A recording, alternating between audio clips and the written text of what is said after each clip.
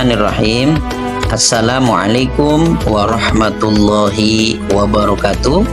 Para sahabat di mana saja berada, saya Abdul Manan dari Badan Ekonomi Syariah BES DMI DKI Jakarta, di mana BES DMI DKI Jakarta pada Ramadan kali ini membuat satu kegiatan, yaitu Kultum Ramadan BES DMI DKI Jakarta, berupa tayangan di YouTube, di Facebook, dan di Instagram yang membahas tentang perspektif Al-Quran, hadis, asar ulama, fikih syafi'i, perbandingan 4 madhab, serta tasawuf Imam Ghazali berkaitan dengan bulan suci Ramadan.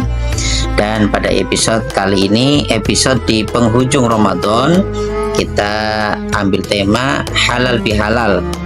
Materi ini akan disampaikan oleh Al-Mukarram Al-Ustadz Mukhtarud Daroini, dai muda kita yang aktif di kegiatan dakwah di Bahsul Masail, terutama beliau sangat membidangi fikih syafi'i.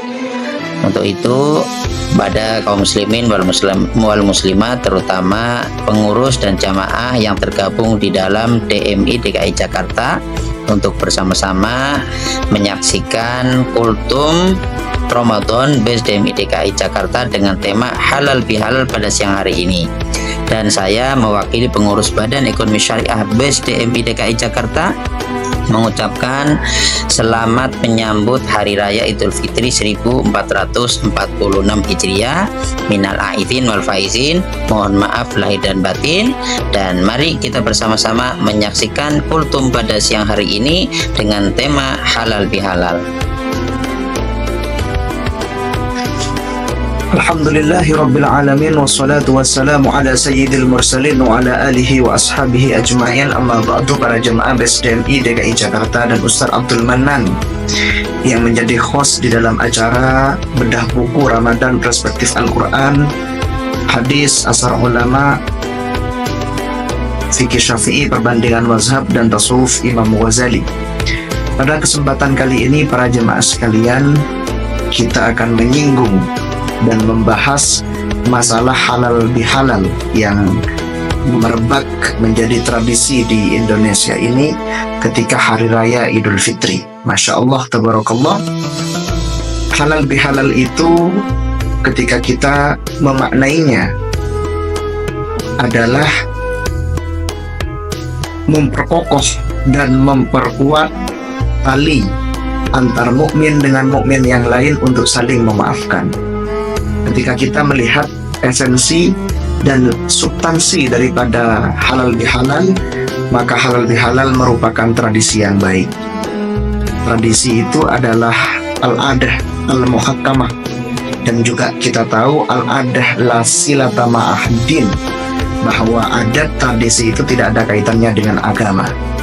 Sehingga yang kita bahas adalah isi daripada adat itu. Jika adat itu tidak bertentangan dengan syariat, maka hukumnya legal. Jika tradisi itu merupakan hal yang baik, bahkan substansi daripada makna dalam Al-Quran, maka yang jelas itu sangat diperbolehkan dan sangat dianjurkan.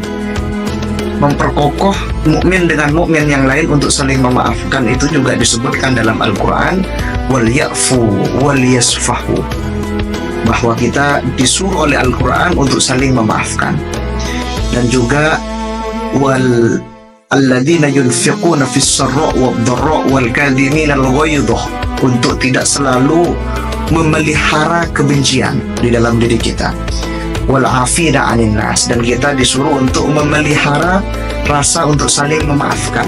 Wal afina 'anil nas, ketika kita bisa menghilangkan rasa kebencian dan kita juga bisa memelihara rasa untuk saling memaafkan, maka kita wallahu yuhibbul muhsinin, di makom al-muhsinin, orang-orang yang bisa berbuat baik kepada orang lain.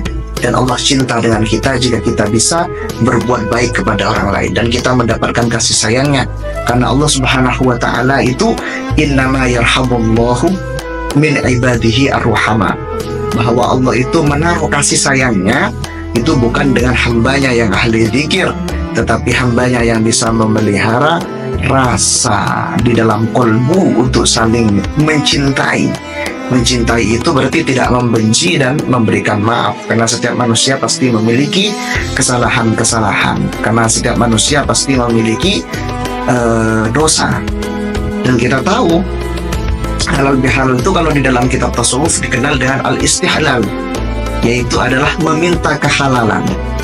Dan meminta kehalalan itu ya minta maaf. Maka kita selayaknya kalau kita punya dosa kepada sesama manusia, maka kita wajib untuk meminta maaf.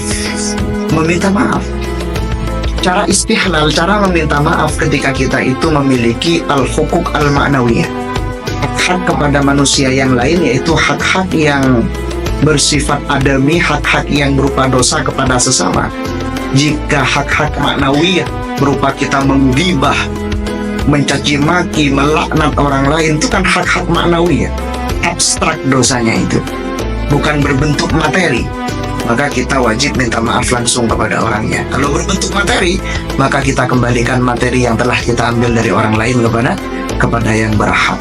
Selain itu, para jemaah sekalian, jika kita itu punya dosa kepada Allah, yaitu al-hukuk kepada Allah, maka kita wajib meminta maaf kepada Allah. Kita wajib taubat kepada Allah. Kita wajib istighfar kepada Allah. Kita wajib membaca sayyidul istighfar, membaca istighfar. Faqultu astaghfiru rabbakum. Jadi kita ini istaghfiru rabbakum, harus istighfar kepada Allah. Maka kita akan mendapatkan yursilis sama alaikum midroro. Maka kita akan mendapatkan keindahan-keindahan di muka bumi ini sampai kepada akhiratnya.